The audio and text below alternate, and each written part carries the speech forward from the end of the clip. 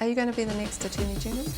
I don't know anything about that. I'm the Minister of Conservation, Māori Development, Do you want to be? Māori Crown Relations, and the Associate Minister of Housing and Whānau Would you put your Water. hand up for it? Did Ngāpuhi cede sovereignty to the Crown? I didn't know we were going to have a sovereignty discussion. Oh, well, we're in Ngāpuhi. Good place to have it. You know my view very well, that actually requires larger, longer discussion.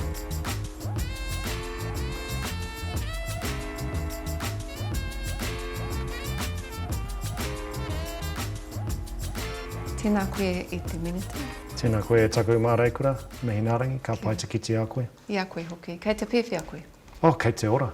Ora wairua nei, ora tinana nei, ora a iwi nei. You've come from the iwi leaders alongside some of your other ministers and the Prime Minister. You made a comment that the discussions were somewhat combative, so I wanted to know what were the issues raised? Oh, I think that's taken out of context. I was asked what politics were like, and I said both national politics and iwi politics can be contentious and they can be combative.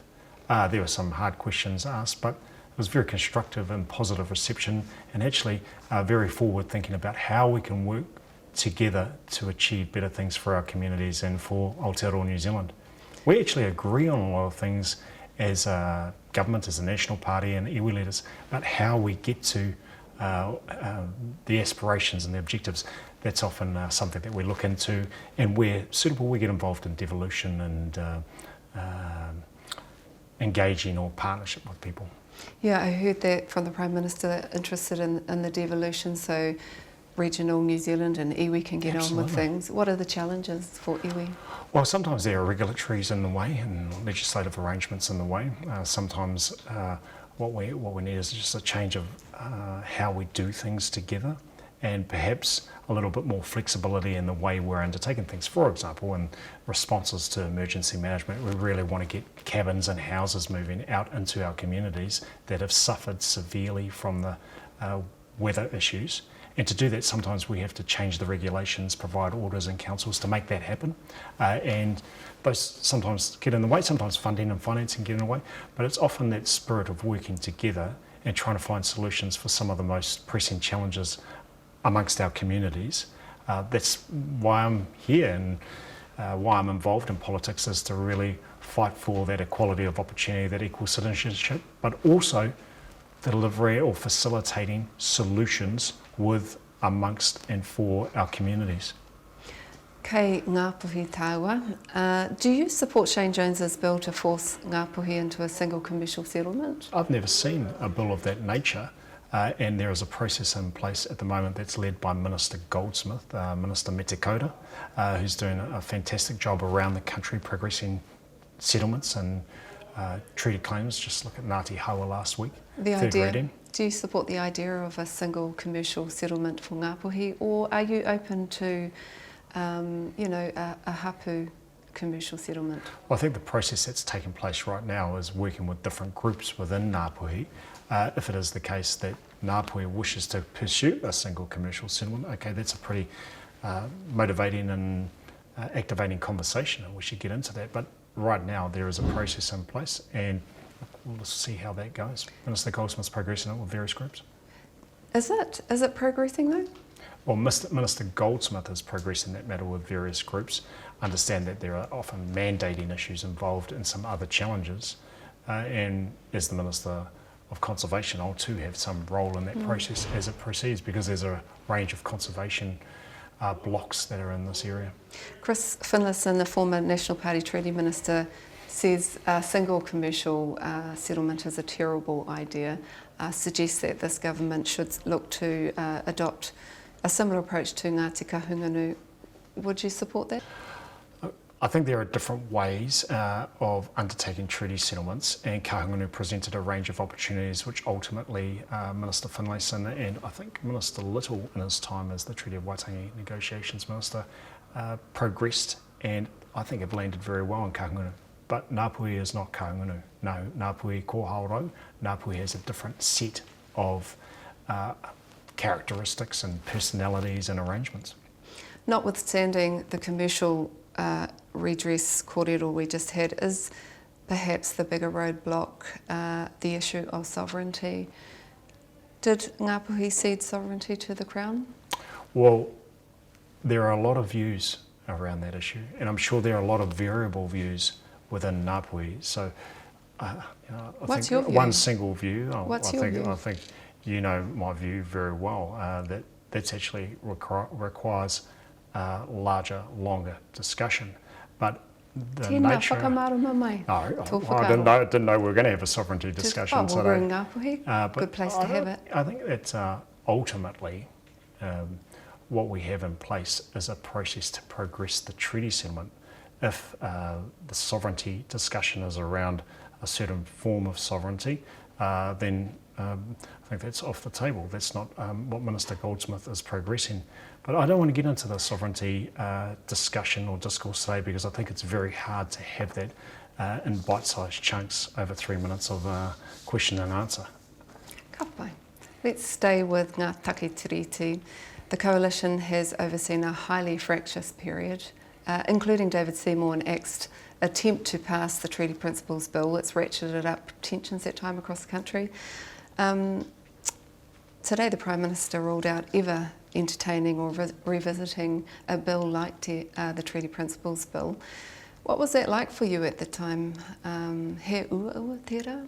He ua, but my understanding of the National Party position was very firm that we would take it to a certain point in time, but we would ultimately cremate and bury it, and that's what we did. Nonetheless, you had to support it through its first reading. Was that part difficult for you as a Māori, a tāne Māori? Well, that was part of the coalition arrangements and the National Party commitment to that coalition, but I was very assured that the National Party position was that ultimately that would not pass through the second reading and it would be buried, and buried it was. A Mata Horizon research poll that we have run asked Māori voters if they think Aotearoa New Zealand has become more racist, less racist, or stayed the same under the current coalition, and the results are 7% said less, 28% said about the same, more than half, 58% said it's more racist. Aotearoa's more racist under this coalition. What do you make of that? Well, the tikanga that I subscribe to is one that is very focused on respecting people, respecting them for their differences, respecting them for their personalities. I certainly do not subscribe or support racism or prejudice in any way, shape or form. There are some strong views in the community. I'm sure that with the credible research that Mata undertakes, some of those views have been espoused, but certainly my intention and aspiration in the matters that I'm involved in to remain very impartial and objective and don't get caught up in this air of racism or prejudice. Yet you are part of a coalition and you're a senior minister in this coalition. How much responsibility do you take for that? Well, I take responsibility for supporting iwi, Māori and other related organisations around their economic development, around their social, cultural development, around a range of matters. And we work very hard in a constructive, positive and meaningful way to give effect to the aspirations of Māori, but actually of many, many New Zealanders, because we want a better economy, we want better education, we want better health, and we want less crime in our communities. And actually Māori and iwi benefit from all those things. You say you don't subscribe to that, but you supported a bill in its first reading, regardless of it being a coalition agreement, that inspired about 100,000 people to march to Parliament, 300,000 submissions, 98% of those were opposed. And those were received, and so the ultimate outcome. So you might not subscribe to racism, but you're part of a coalition that has uplifted bills like that have really hurt people. Yeah, well, I acknowledge your view and I acknowledge your observation. But don't ever forget, Mihingarangi, that I'm part of a party that went into a coalition agreement in order to form a government and to ensure that the Labour, Greens, Te Pāti Māori and whoever else were not the government. And actually I'm very proud of a range of matters that this government has been involved in, and actually in some way, shape or form I've led as well. Your observation around I'm part of a government and I don't subscribe to racism, well that actually is okay. That's not a binary matter. And I don't think it's mutually exclusive to be part of a government that actually is responsible for discussions of bills that many people don't agree with. And previous governments have been like that too, no matter what the political hue of the previous governments. You know, let me start on the foreshore and seabed in 2003 and 4, when the then Labour government under the Prime Minister Helen Clark led some legislation that caused a massive ruckus in our communities. And senior Māori politicians crossed the floor. One did. Others decided to stay with Labour. Me pehera te patu I tēnei taniwha te kaikiritanga? Well, it all comes down to respect and aroha ki te tangata.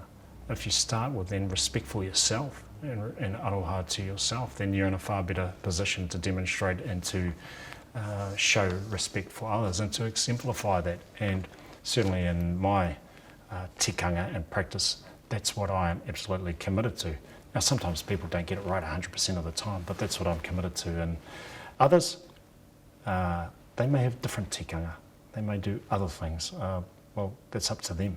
I can manage myself and do that in a very respectful and responsible manner, then I'm comfortable with that.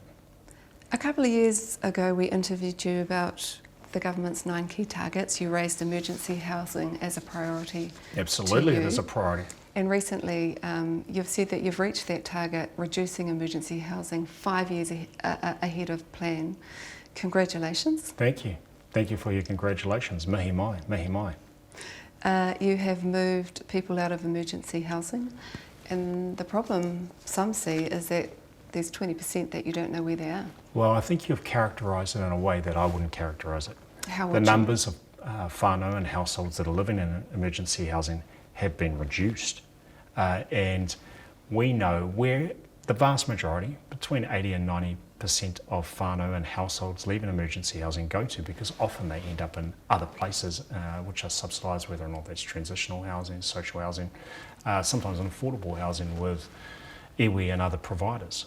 And some people, we don't know where they've gone to because they don't need to tell us where they go. Some may have gone into private accommodation somewhere, but they didn't tell us that they were going to private accommodation. So I think that I'm comfortable. I've heard that response from you many times, Yeah. but we are talking about our most vulnerable families and individuals. These are the people who live in emergency housing, and we're talking about 1 in 5. Where do you think they are?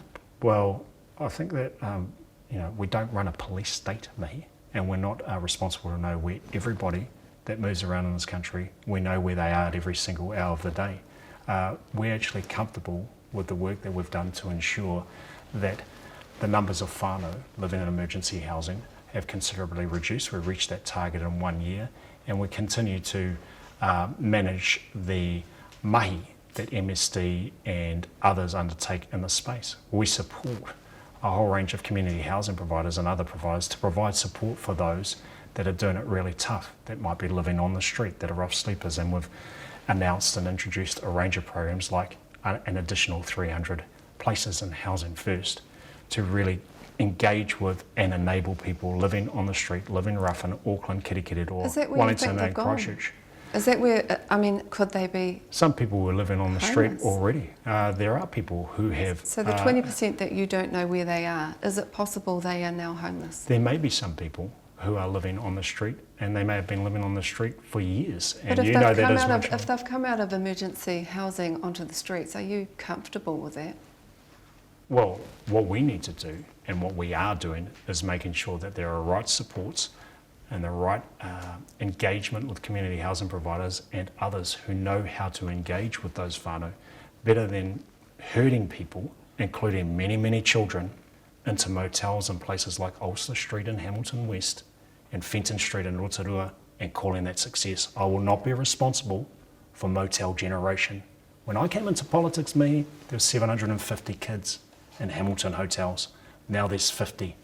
That's success. That's progress. But you don't We've still got a long way to go. 20% of But people we who don't have run come out of emergency housing. I know you're not running a police state. We're not or running a anything police like state, that. Mihi. We don't need to know where every single person goes. you're But what saying we that are it's- saying... But what you're saying is it's better that tamariki are not in motels, but is it better if they're on the street? Well, in or Hamilton, a car? at the last credible, most reliable assessment of the number of people living on the street, there were no children on the street. So I think it's different in different places, and I think you have to recognise that it's not the same everywhere. Outreach providers in Auckland say in the year to September 2025 there has been a 90% increase in homelessness. What do you mean by homelessness? It's whatever the definition of homelessness is. Well, there are different definitions of homelessness. If you're talking sleeping without shelter, that's a bit different to, let's say, someone who's in an uninhabitable home but are living in it but without water or without energy. So there are different definitions, but there's no one credible single source of numbers of people that are living rough on the street. We do know. There's a 90% increase on whatever your definition is. There's a 90% increase. That's from one source. That's from one source. Well, these are outreach but providers what we do know working with our people. is that the outreach providers have often had funded places that they haven't used for months on end to support people that are living in this situation. And once the government made the announcement in September, once we started holding organisations, including some of the outreach providers, accountable for the money that they were allocated by the government to actually support people in that position, then they started stepping up to actually do that job. Those were existing places. Are you suggesting that these organisations that work with our most vulnerable people on the streets with the hard to reach are misusing funding? No, I'm not suggesting that at all. But what I am suggesting is that when funds are allocated to organisations to help people with serious housing or other types of deprivation, our expectation is that those organisations should be accountable for the use of that money and should do what they need to do in order to support the communities or the people who they claim have increased in number.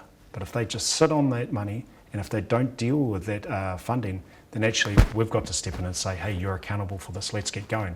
So since we made that announcement in September, there's been over 100 places, Auckland and Christchurch being the main ones, where existing funding has now been activated to house people that are sleeping rough. That's what I call accountability. Tino Pai, let me hold you to account, that 20% that you don't know where they are, that have fallen out of emergency housing, is it possible that they are now living on the streets? How do you know they're falling out of emergency housing? You have an assumption that they're falling out. Some people might have moved out of their own choice. So I think it's very, regardless, I think it's very premature. 20%. It's premature for you to think that way. Because you don't know where they are and who they are. But we don't run a police state, Mihi. So it's hard to say whether they are homeless or not. Well, you could say that, but they don't have to tell us where they're going. What we do know is that there are a range of people who are sleeping rough without shelter, and we spend over, as a government, as taxpayers, $500 million a year to actually support those people. And we need to hold the community organisations, the outreach organisations that you describe in your comments, in your questions, accountable for spending that wisely and effectively. Kapai. Let's turn to housing stocks or new builds. There is a RMA rule change with the aim of reducing bureaucracy, making it easier to build papakainga and housing. That's coming. A national environmental standard is coming. It hasn't landed yet, but it's on its way. How many homes have you been able to build for Māori? Well, we support Māori organisations in a variety of ways to build affordable rentals. We've been doing that for years. Last year, you might recall, you were here, as was I, Kupapa ki te kaupapa, as you might remember. We announced 400 homes, $200 million, and since then, 392, I think the number is, homes have been contracted, and there's still some pūtea that we're arranging for more homes to be built. So we're going to actually achieve more than 400 homes built, predominantly on Māori-owned land throughout the country. Sometimes it's general land that's owned by Māori, and actually that's going really, really well. And the hope is that the new RMA changes will lessen bureaucracy, red tape for further builds, right? Well, there's a number of changes that are in place, not just the RMA, whether or not it's granny flats or the National Environmental Standard on papakainga that's going to reduce consenting costs, and a whole range of other initiatives that we're going underway, improving or increasing the amount of products and gear that's available for people to build. We've been taking huge steps to ensure that we facilitate accelerated building of houses for communities, particularly in that 1 to 2 bedroom space where there are considerably low numbers of housing for the people in need. So you think about Kāinga Ora, 12% of the supply was one bedi and about 50% of the demand. But again, in the kāinga ora space, we've seen a massive drop of the number of people who are on the social housing wait list by about 7,000, maybe even more, people who have come off the social housing wait list. That actually is progress. When we had that conversation around the housing back then, we also talked to you about the unfortunate situation for Māori landowners constrained by perpetual leases and landlocked properties. Yes. And I wondered, when might you look to alleviate them from the 140-year-old bureaucracy? The 140-year-old bureaucracy? Yeah, about late 1800s. Yeah, there's been a range of legislative interventions on Māori land that have made it difficult to actually activate Māori land, and some of the rules in place haven't really enabled access. And being someone from Mōkau Pāti and Rangitika, I know that only too well, with the 75% of all so we're talking about whānau land. We're talking about changes to RMA and other policies that are going to lessen the red tape. When might those who have perpetual land leases have the red tape lessened? Well, we continue to encourage people who are in that were situation. Were you trying to add it? Were you trying to add it to I don't these think that amendments? that it's going to be that legislation is led by Minister Bishop. I don't think that those two matters will be added to the legislation, but they're still live matters and will continue to be so long as that there are these challenges facing our landowners. When might the people of Tuatini have some of your attention? Some of my attention? Yeah. I think it's a broader issue. I think it's more than Tuatini, and I'm very well aware of reserve lands and landlocked lands. I'm specifically talking about them because they have a 999-year lease. Well, many whānau around the country do have those unfortunate arrangements on their whenua, and it's something that we need to continue to work with and work on, but we are continuing to work on Te Ture Whenua and some of the proposals that we submitted and engaged on and communicated around. Couldn't you just deal with that now and get more Māori up the coast and Taranaki and all over the show back on their land, giving them an opportunity to start using it economically and putting a roof over their heads? Technically there are pathways. I think ultimately we've got a whole bunch of Māori land that is retained and actually governed and managed by Māori, and we can boost economic development considerably with more higher and better use of that land. Don't forget, a lot of Māori land too is in LUC sort of 7 and 8. It's quite difficult land, but there is a range of blocks, a range of whenua around the country where we can drive up more economic development. That's why we encourage people like the folks out at Te Whare Tōki Kawerau and their energy project with Eastland and Obayashi. That's why we continue to support people out at Oromaho and Rangihamama. Just in the last 2 days, I've made a massive announcement. Awesome for them. But you're a lawmaker, you can amend, repeal and make new laws. It's just whether you've got the will to do it. Yeah, and I don't think the Labor government had the will. I think that's an issue that continues to be considered. So no. It's an issue that continues to be considered. Are you going to be the next Attorney General? I don't know anything about that. I'm the Minister of Conservation, Māori Development, do you want to be? Māori Crown Relations, and the Associate Minister of Housing and Whānau Ora. Would you put your hand up for it? I'm doing the very best that I can to be an effective Member of Parliament for Hamilton West, Kirikiri Roa Ki Turu, a Minister in Christopher Luxon's cabinet, and most importantly, to be a husband, father, and tribal member. Pewhi o whakaro mō tō tātou reo rangatiri tēnei wā e kaha ora ana? Ki taku nei whakaro. E ora ana te reo, kei te kōrero tia, ia te hui, hui e haere ai au. Kei te rongo hoki i te reo mā hora ki roto i te whare pāremata. Kei te rongo hoki i te reo ukaipo ki a tai au ki ngā tangihanga me ngā uhunga o te motu. Ka taia tonu tia e te Māngai Pāho, e whakaata Māori, e ngā ohu Māori pērā i a te mātāwai te taurāwhiri, ki te whakapakari i te reo rangatira. Kei reira hoki ngā mahi o ngā reo irirangi. Are those authorities fit for purpose? Well, we continue to have kōrero with representatives, governors, managers across those organisations, and we're trying to make sure that everyone's on the same waka around how we can improve the uptake, the quality, the use of te reo Māori. And those discussions are ongoing. There was a specialist advisory group that looked into that, made some recommendations, and I really want to see everyone on the same waka. They're in your hands. What are you going to do? Well, what we've asked chairs and CEOs of those organisations to do is get a bit more closer and get on the same waka around what uptake and quality we want to see with te reo. And of course there's a massive role and responsibility that sits within the Ministry of Education, given that the bulk of the funding around reo initiatives actually gets pushed through the education portfolio. Hei kōrero whakamutunga, Peeni Henare has decided to hang up his hat. Are you surprised? I am surprised, very surprised. Mihi ana ki a Peeni. He's a formidable force in the Labour Party, done some outstanding mahi as a representative of his people, and of course in this nostalgic place is a descendant of and born of Te Tiriti o Waitangi. The Treaty of Waitangi is tupuna name, Tau Henare Drive, the mahi of his father and his grandfather, and it is a big surprise. He's been a massive contributor for the Labour Party and in New Zealand politics generally. Tēnā koe. Tēnā koe, tēnā tātou.